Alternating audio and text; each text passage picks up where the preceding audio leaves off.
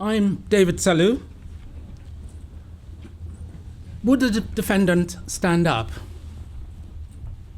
I was that defendant. I stood up. The occasion was a packed courtroom in the Old Bailey, the highest criminal court in the land. There was clearly intense medical, legal, and media interest in my case. This was the culmination of a 5.5-week trial in which I'd been on the witness stand for 3.5 days. The judge said, David Sellu, for the offense of unlawfully killing Mr. A, you are sentenced to 2.5 years in prison.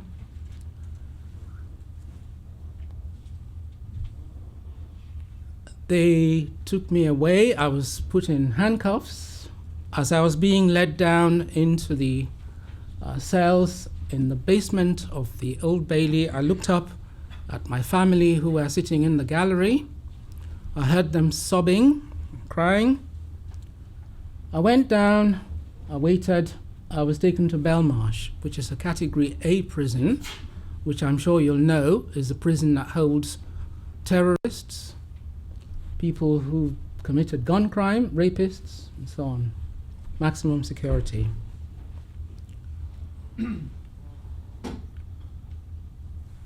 A question I get asked quite frequently is, how did it feel at that moment when you got that verdict?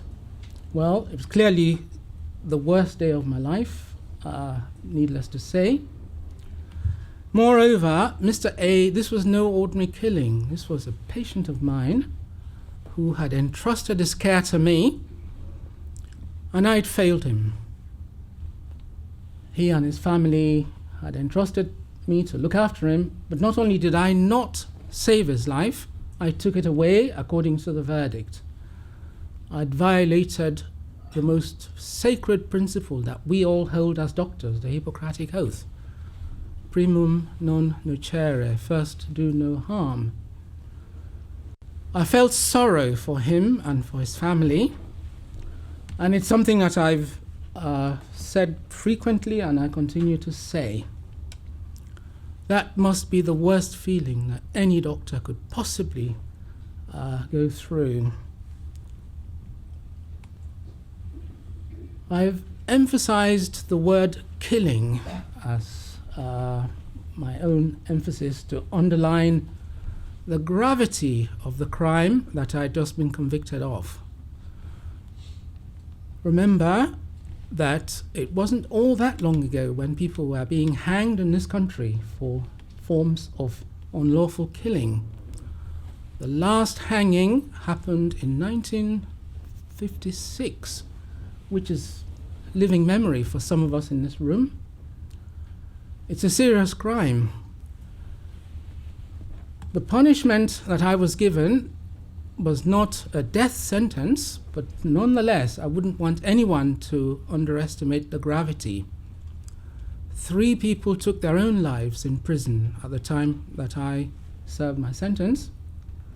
And we also know that doctors under investigation by the GMC sometimes take their own lives. So this is a very serious punishment for a serious crime. You would therefore expect that for a court to pass this sentence, there would be a number of serious requirements.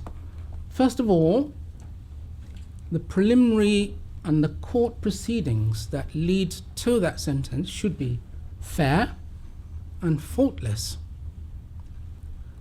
The jury who are making that decision should clearly be well informed, should have been informed by the judge, and they should be knowledgeable enough to be able to make that crucial decision. I'll put a couple of question marks here, which I'll come back to in just a moment.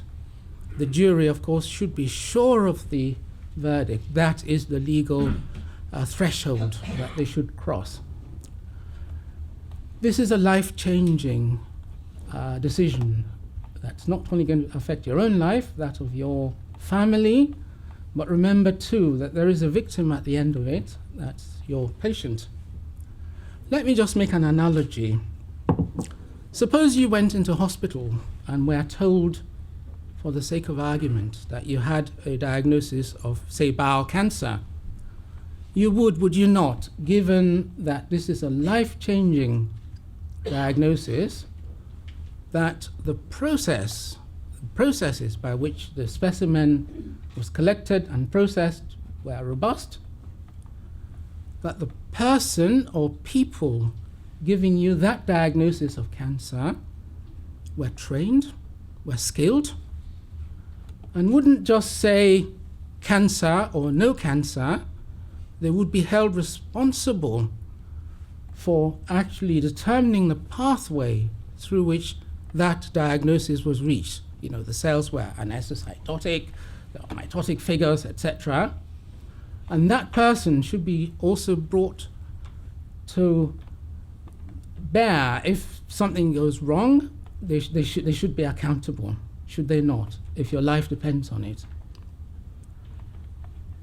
You wouldn't, in that scenario, want 12 people appointed to make that diagnosis who have been specially chosen because they have no knowledge of medicine or pathology, because you don't want that knowledge to in any way taint their judgment in reaching that verdict of cancer or no cancer. You wouldn't, would you, want to go into a system where people of a certain color were being disadvantaged in making this diagnosis? If you went into a system where people who are black or from the ethnic minority were either not diagnosed or diagnosed late and therefore denied adequate treatment, we would all be in arms. Now, the reason I say this at the beginning, and Ken Woodburn has already made mention of this, is because there have been allegations, and I have not heard adequate refutation of these allegations against the police, the Crown Prosecution Service, and the courts, that people from ethnic minorities are disproportionately picked upon through the court systems. Having been through it, I can tell you that there is more than just a grain of truth in that. And I think it's up to the Crown Prosecution Service, the courts, and the police to really come up with robust answers as to what the reasons for these. No doubt other people are going to be talking about this. I know that Professor Anis Ismail is here, and Dr. Oliver Quick are also here to talk about this particular aspect, so I'll say no more. How did it feel? Well, I intended to do no harm. I got out of bed that morning. I wanted to do the best I could for my patient. Clearly, there are things that I would do differently now, having been through what I've been through and having reflected upon those very difficult circumstances that I was under.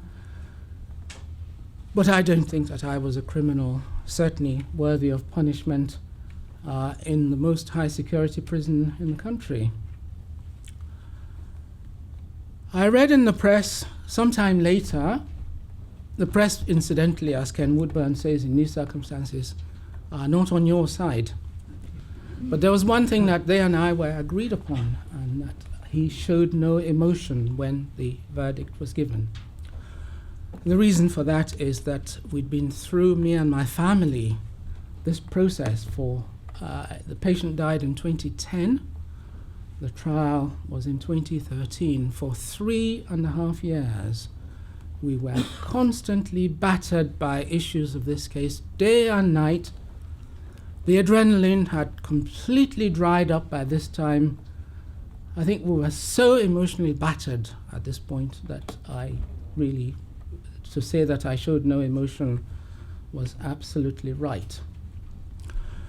Well, let's just wind back a little bit and see how we came to this particular point. I qualified in Manchester nearly 44 years ago now. I'd had an unblemished career. I'd not had any referrals either to the law or to the GMC up to that point. In 2012, before I was forced to resign, I'd been working as a consultant colorectal surgeon in Ealing Hospital in West London. I'd been a senior lecturer in surgery in the then Royal Postgraduate Medical School that became subsumed into Imperial College in 2000.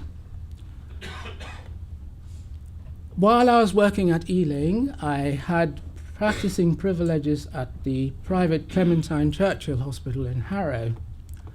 It was there in 2010 when a patient was referred to me who had had knee replacement 5 days earlier and died of peritonitis. Time does not allow me to go into the details of this, and indeed it's probably not appropriate for the sake of this talk to really go into details of this. But the multiple jeopardy that Ken Woodburn has very eloquently described, I went through every single stage of that. I'm not really going to concentrate on any one of these in any detail. Needless to say, referrals, for example, to GMC was not just a single visit to the GMC, multiple visits, which are still ongoing. There was a coroner's inquest where there was a suspicion of manslaughter, 10 hours of police interviews to give account of events that took place over a 24-hour period, over 3 days. I was called to the Harrow police station to be told of charges. And then, ultimately, I was charged with manslaughter and perjury. Now, just to say how these processes work, the coroner's inquest was a very, very intense business. It took place, the inquest was designed to last over 5 days. I was on the podium the second half of the first day, and there was a whole series of very quick-firing questions. And the coroner said to me, and I've taken part of that transcript, let's look at this for a moment. We have not discussed when you saw the CT scan results. Now, I draw your attention to that word results, because they showed the perforation. Is that right? I said, yes, that's right. When was that? At lunchtime. Now, that was to prove my undoing, because what I understood by that was the result of the CT scan, the paper version of the result of the CT scan, what in fact the Crown Prosecution Service inferred from that were the pictures of the CT scan. Now, this is a bit like sitting in front of the television and Martin Stew saying to you, it's going to be sunny tomorrow, 18 degrees, no rain, so don't take your brolly. You don't really look at the weather charts, do you? You don't understand the isobars and the weather maps and so on. This was a similar sort of scenario. I had the paper result of the CT scan. I looked at the CT pictures on screen much later, not lunchtime. But that was to be the basis on which I was charged with perjury. Now, the problem with a perjury charge as well as a manslaughter charge is that it becomes more difficult to defend a manslaughter charge when you're also charged with perjury. Secondly, perjury is a serious crime in law. It carries as much a sentence as manslaughter itself. So I really had an uphill struggle trying to defend myself in all of this. And then, as Ken says, you attend the magistrate's court, where you then told what the charges are, preliminary plea entries at the Old Bailey. The trial went on for 5.5 weeks. I was on the witness stand for 3 days. Now, Ken, 1 hour waiting for a verdict, believe me, is nothing. I don't want to make light of that, but mine happened over 3 days. The jury were out for 3 days. They came back and gave a piece of paper to the judge and said, sir, just to paraphrase, we don't really understand, or my lord rather, we don't understand what it is that we're being asked to do. The judge said, well, you are the jury, you make the decision. If you say he's guilty, then he is guilty. That's a kind of a paraphrase. To me, this is what it felt like. my lord, we don't understand the charge. They came back. So after 3 days, the jury came and said, we don't understand the charge. The judge said, well, now go on, make a decision. 2 hours later, they came back and they said, well, we've made a decision on one of the charges, but we still can't make up our minds on the second. He said, oh, just go back and I'll accept a majority decision. 1 hour later, they came back and they found me guilty of manslaughter. So we don't understand the charge, but we are sure that he's guilty of it. That was one of the things that I took with me to prison.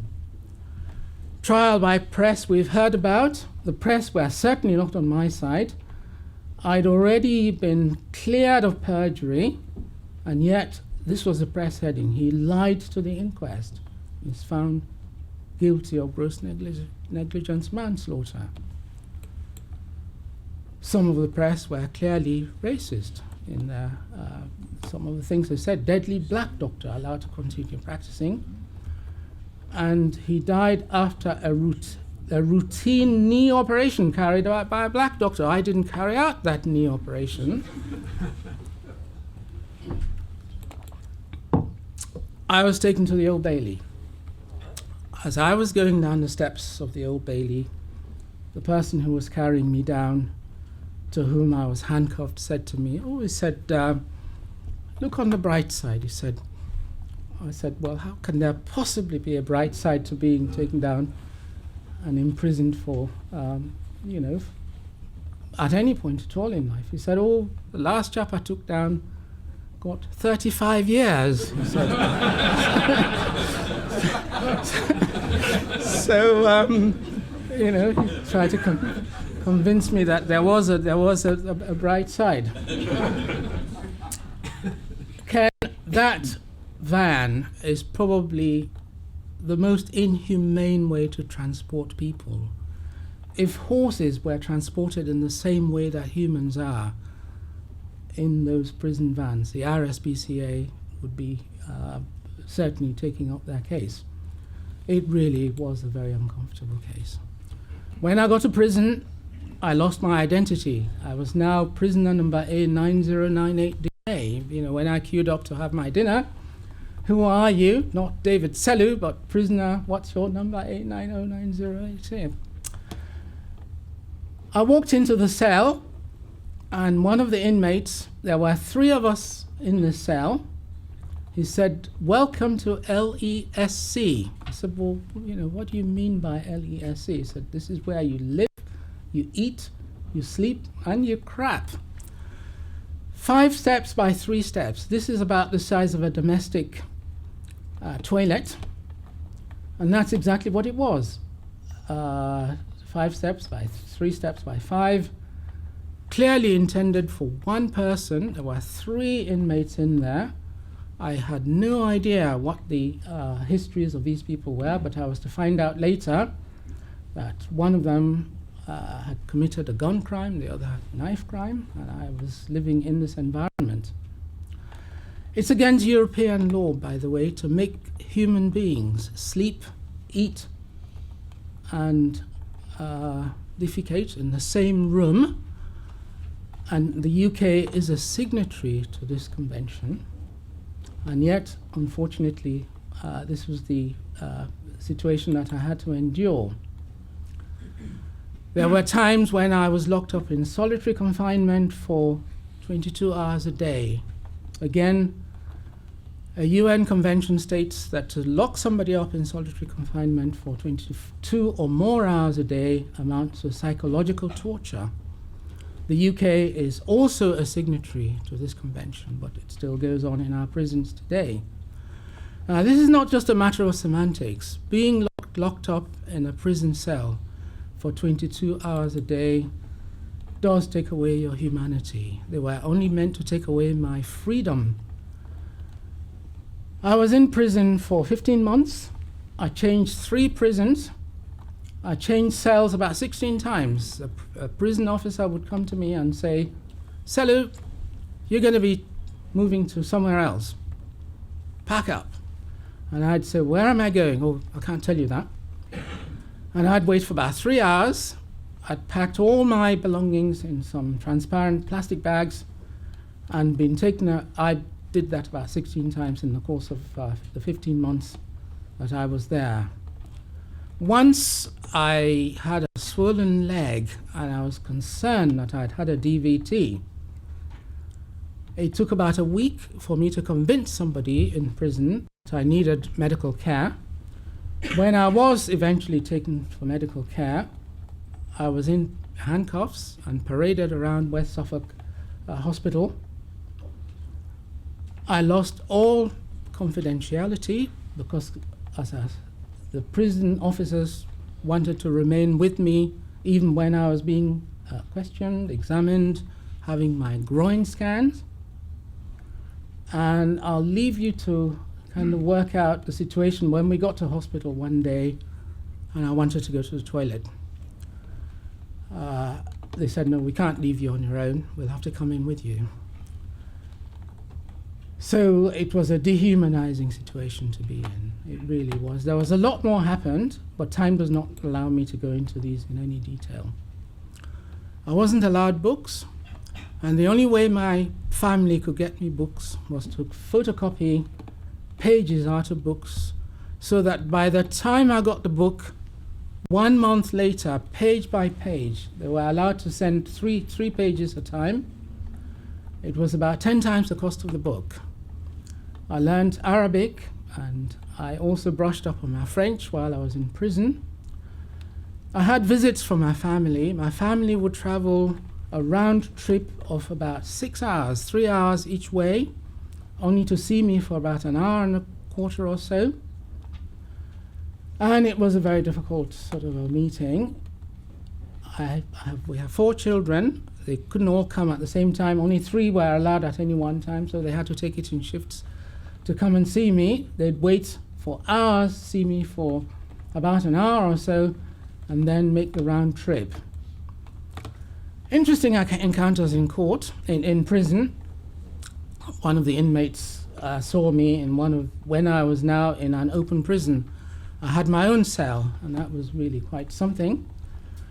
And things get nicked in prison. Oh, just you turn around and whatever it is you've got in there is gone. So I used to lock my cell every time I came out, and there was some other inmates on the corridor who said, "Now listen, we're really a bit upset with you. You know, we are murderers. We're not burglars. You don't have you don't have to lock your room every single time you come out." Anyway, eventually I did get out, and a few friends of mine, and one of them is Jenny Vaughan, who's here today, and Ian Franklin sitting over there, and Lord Ribeiro, were all very, very incensed by what I'd been through. And once you knew what the circumstances were that I'd been imprisoned for, I think there was a lot of indignation. They formed what was known as the Friends of David Sellu, and we all lodged an appeal. Glad to say we won our appeal. My conviction was overturned, and I don't have time to go into the details of why it was, but the judge clearly, the 3 senior judges who looked at this case were very critical of the trial judge for not having given adequate directions to the jury. They were also critical of the trial judges for the way that they conducted this trial. I don't have time to go into the details. Of course, a law has now been passed, and that was about 7 years ago, that nobody will now be compensated even if they are wrongly imprisoned.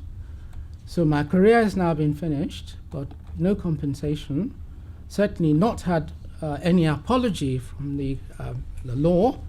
So is this duty of candor merely one that's for doctors? The Crown Prosecution Service decided not to retry me, and as I say, manslaughter is a serious charge. They're not going to let a manslaughterer walk around if they really do have grounds for retrying me, but they somehow said this is no longer in the public interest. Now, if it was in the public interest in 2010, I don't really see what has changed. The coroner decided not to resume the inquest. It means, therefore, that a lot of the problems at this hospital that were highlighted prior to the inquest were now not further investigated, and therefore a lot of the failings at the hospital, and as we all know, a lot of these are hospital-wide problems, often not necessarily things to do with an individual. Now, just very quickly, I know there are, when one is in a situation such as this, I contacted my colleges and medical establishments to try to get some help. At the very outset, when I was in trouble, I rang the Royal College of Surgeons, of whom I was a fellow, and I said, look, what I want is, surely there must be somebody who's probably been through what I've been through. I need some pastoral help. I need somebody who might be able to guide me through all of this. So the person at the switchboard put me through to someone. I recounted the story, and he said, oh, I'll pass you on to somebody else. By the time we'd done this about 5 times, I think the message that came out was, well, sorry, mate, you got yourself into this mess. This is nothing to do with the College of Surgeons, which I was very disappointed by, because I think I was looking for some guidance and some pastoral help, which I didn't get from them, nor from the College of Surgeons of Edinburgh, of whom I was a member. The BMA were even more brutal. They said, oh, well, if you've been convicted of a crime, we're going to take you off our books.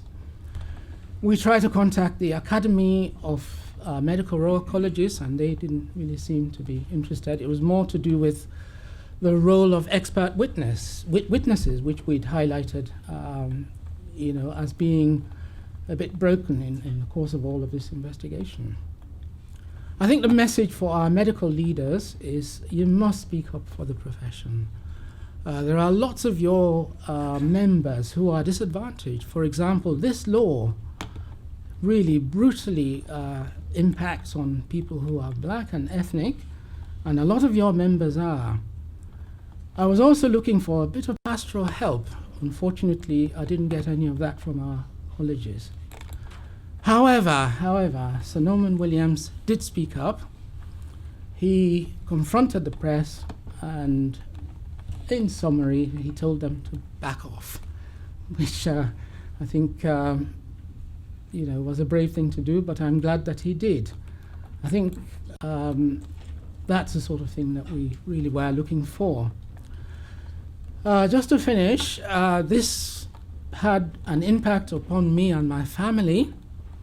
My son qualified from my university from Manchester. He was in the Old Bailey. He'd come up from Manchester, and he saw me on the witness stand for 3 days. He qualified in medicine. He'd done an intercalated master's degree in medical research. And at the end of it all, he came to me one evening and he said, Dad, I can't do this.